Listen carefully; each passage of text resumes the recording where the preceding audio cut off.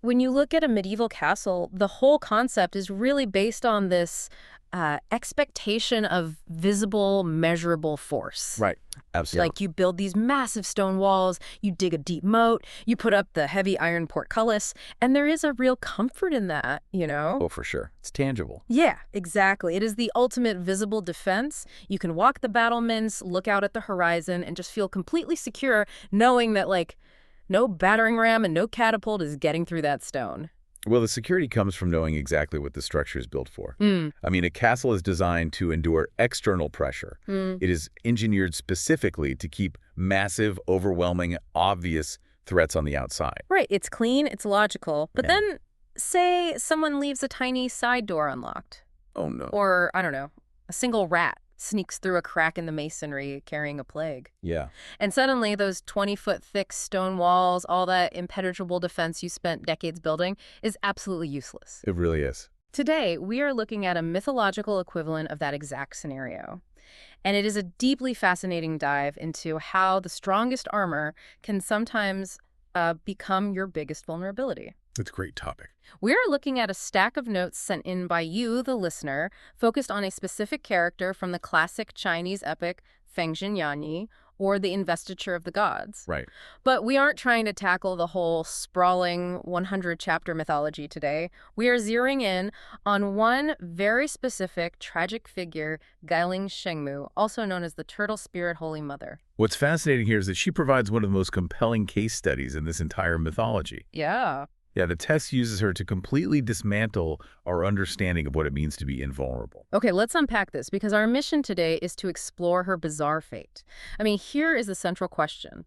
How does a top-tier immortal, someone who is universally renowned in this universe for having the absolute strongest defense, meet one of the most unexpected and jarring ends in the entire epic? It's a huge shift. Right. So before we can appreciate how she falls, we really need to establish just how untouchable she was supposed to be. Well, to set the baseline, Guiling Shengmu wasn't just a background character in this story. She operated at the absolute pinnacle of the mythology's power structure. Okay.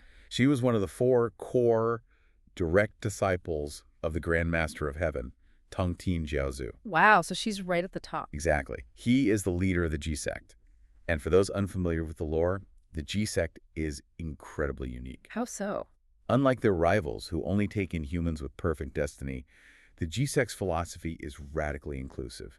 They believe that any being, whether human, animal, or even an inanimate object, can study magic and cultivate their spirit. So they're basically the school for everyone. Yes, exactly. And within this massive, sprawling school of countless magical beings, Guiling Shengmu is standing shoulder to shoulder with the absolute heavyweights. She really is. I mean, I'm talking about characters whose names command instant respect in the lore. You have Duo Bao Daoren, who is basically the master of magical artifacts. Right. You have Jinling Shengmu, who operates as this peerless combat general. And then you have Wudang Shengmu. This group is like the VIP lounge of the G-Sect. That's a great way to put it. You don't get a seat at this table unless you bring something entirely unparalleled. And the unparalleled asset she brings is defined by her very nature. I mean, when we call her the Turtle Spirit Holy Mother, that isn't just a colorful title. Wait, she's an actual turtle. Yes. Her true form, her fundamental essence, is widely considered to be a spiritual turtle that has achieved the Tao. Let's break that down for a second. What does it actually mean for a turtle to achieve the Tao? Well, in this mythological framework, it means an ordinary creature spends thousands of years absorbing the ambient energy of the universe. Like meditation. Yeah. Gathering moonlight, drawing in spiritual energy from the earth, and slowly cultivating a divine sentience. Oh, wow. Over millennia, this turtle gains immense magical power and the ability to take human form. But the crucial part is that she never loses her original biological traits. So she still thinks like a turtle. Exactly. Her physical origin as a turtle dictates her entire approach to existence, magic, and conflict. Her defense isn't just a magical shield she casts. It's a structural biological reality fused with thousands of years of divine magic. So translating this into modern terms, I look at her and I immediately think of a tank in a multiplayer video game. Oh, that's a perfect analogy. Right. In those games, you have characters whose entire existence is designed around their health pool and armor. Their whole job is to just stand at the front of a fight, absorb the massive hits that would vaporize any other player, and just outlast the opponent.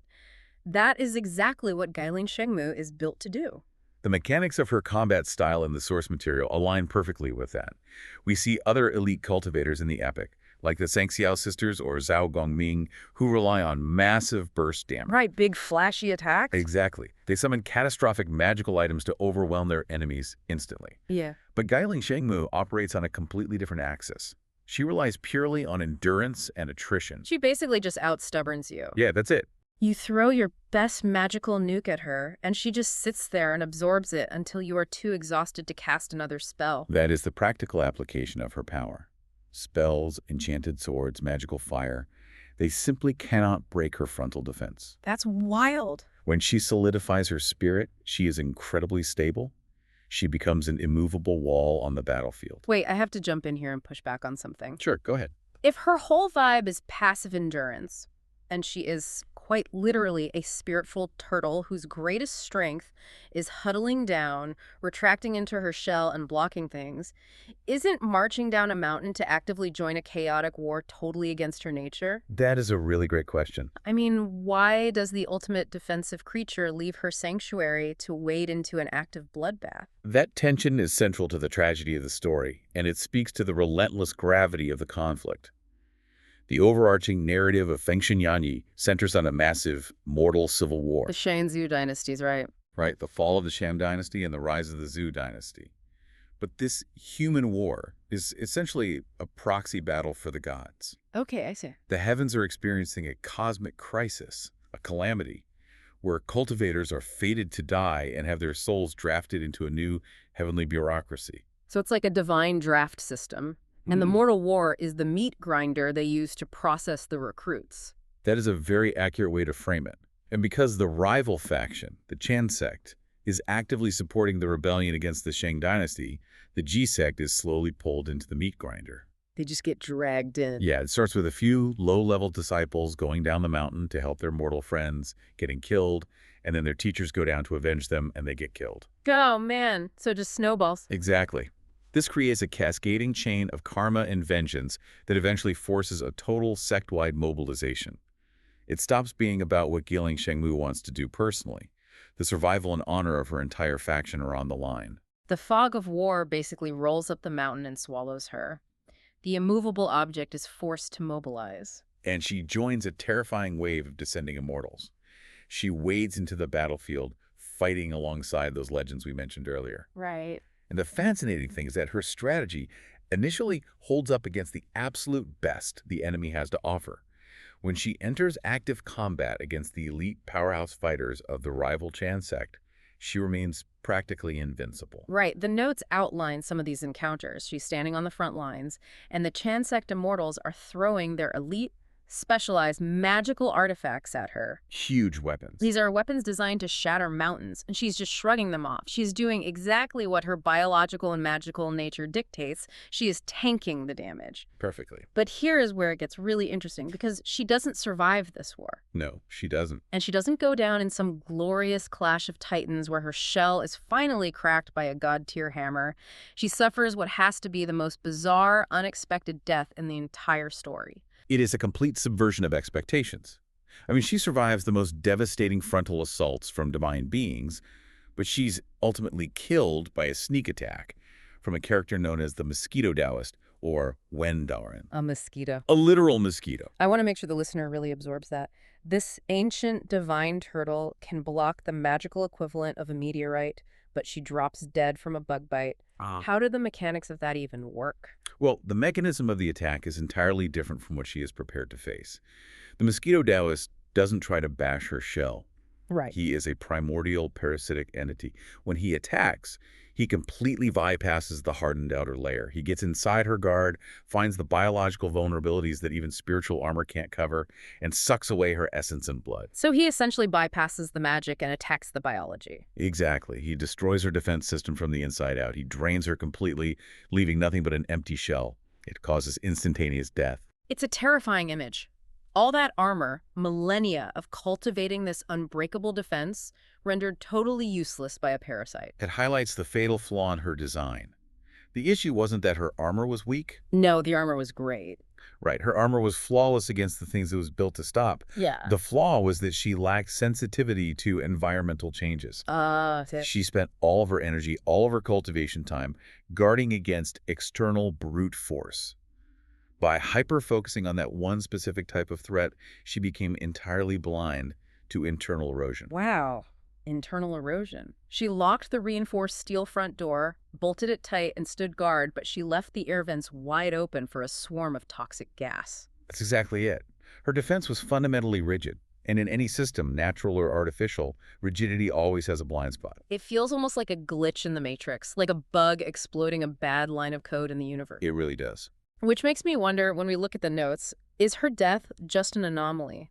Did the author just want to throw in a shock value death, or is there a pattern to how these supposedly invincible beings are taken down in this epic? Oh, there is absolutely a pattern. If we zoom out and look at the broader philosophy of Feng Shenyanyi, we see an ironclad thematic logic at play. Really? What kind of logic? The core rule of this universe is built around a concept called kezi, which loosely translates to a targeted counter. So it's essentially rock, paper, scissors, but played out on a cosmic scale by immortals. That is the guiding principle. In this mythology, it does not matter how strong an ability is in a vacuum. Yeah. There's no such thing as absolute universal power. Okay. Every single ability, no matter how overwhelming, is uniquely vulnerable to a specific targeted counter. Gailing Shengmu didn't die because she was weak. Right. She died because she encountered the one specific entity designed to bypass her unique strength. So if the ultimate tank lost to a parasitic bug, what happened to the heavy hitters we talked about earlier? The ones who relied on massive burst damage. We see the exact same logic applied to them. Yeah. Take Zhao Gongming. Okay, the guy with the huge attacks. Exactly. Yeah. He possessed some of the strongest magical items in the world. He could dominate almost anyone in a straight face-to-face magical duel. But he wasn't defeated in a duel. How'd they get him? He was killed by a calculated esoteric spell. An enemy immortal created a straw doll with his name on it and performed a ritual over 21 days, essentially cursing him from afar. Oh, wow. Yeah. The guy with the fastest, most explosive offensive magic was slowly drained of his life without ever seeing his attacker. They refused to play his game. They didn't try to outpunch him. They just poisoned him through voodoo. Exactly. What about the Sangxiao sisters? You mentioned they had those unbreakable magical formations. The Sangxiao sisters created the Nine Bends Yellow River Formation, which was so powerful it captured and depowered a dozen elite immortals. That sounds unbeatable. It was, until the absolute highest authorities of the rival sects stepped in, analyzed the intricate magical pathways of the formation, and systematically unraveled it from the inside. So the spellcaster gets out-schemed, the formation masters get their puzzle solved, and Gailing Shengmu, with the ultimate physical defense, gets countered by a blood-sucking internal attack. If we connect this to the bigger picture, the lesson the text is driving home is that specialized power is an illusion if it lacks adaptability. A rigid defense, even a perfect one, isn't really a shield. It is just a target waiting for the right weapon to be invented. So what does this all mean? Being the absolute best at one specific thing actually makes you uniquely blind to a totally different kind of threat. Yes. Because you rely on your massive strength so heavily, you assume it will solve every problem. Gailing Shengmu assumes every attack will be a frontal assault because that is what she spent 1,000 years preparing to handle. That is the inherent danger of a dominant strategy. When you are the best at blocking, you stop scanning the horizon for things you can't block. You lose your sensitivity to the environment. But there is one more pier from that VIP lounge we haven't touched on yet, and this detail in the notes is really fascinating. We talked about the 4 core disciples of the Grand Master of Heaven: Duo Bao, Jinling, Gailing, and Wudang. Right, Wudang Shengmu. If this war was a meat grinder that systematically countered and destroyed these apex predators of mythology, what happened to Wudang Shengmu? Wudang Shengmu represents the ultimate contrast in this story. Out of those 4 core heavyweight disciples, Wudang was the only one to survive the catastrophic fallout of the Shang Dynasty War. And let me guess, she didn't survive because she had a thicker turtle shell or a more destructive magical sword. No, she survived simply because she opted out. She just quit. Basically, when a conflict escalated to its breaking point and the grand formations were crumbling, she assessed the situation and chose not to fight. She retreated. All these titans wiping each other out with these incredibly complex targeted counters, and Wudang just steps back and survives by refusing to be on the board. It highlights the ultimate limitation of relying on power. Guiling Shengmu proved that you can endure every magical weapon and divine strike the gods can throw at you and still fall to a mosquito. Right. Wudang proved that the only truly flawless defense against a targeted counter is to remove yourself from the battlefield entirely. So as we wrap up this deep dive, I want you, the listener, to really think about the mechanics of this story in your own life. I want you to consider your own spiritual turtle shell. We all have one. We all do this, don't we? We all build incredibly strong defenses against the threats we expect. In our careers, we build up specific technical skills and hoard achievements to defend against irrelevance. Right. In our personal lives, we construct emotional walls to guard against the exact kinds of heartbreak we've experienced before. We build these massive, impenetrable shields for our projects and our families, anticipating all the standard frontal assaults. We spend our energy preparing for the enemy we know. We build the thickest walls possible against the obvious dangers that we can see coming. But are we so entirely focused on the battering rams that we are completely ignoring the mosquitoes? It's a great question. Are you so confident in your primary defenses that you are totally blind to the unconventional, tiny threats, the internal erosions that can bypass your armor entirely? You can stand on the battlements of your life and laugh at the catapults, but if you aren't paying attention to the rats slipping through the masonry, your fortress is already compromised. It is a vital vulnerability check for anyone relying heavily on one specific strength. Are you so invested in your structural integrity that you've lost your ability to adapt to a changing environment? And that leads me to one final thought to leave you with today.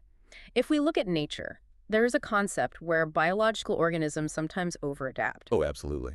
They become so perfectly specialized to defend against one specific predator in their environment that they lose all their evolutionary flexibility. They become rigid. Yeah, and then things change. Exactly. And when a new, entirely different threat arrives, that perfect specialization is exactly what guarantees their extinction.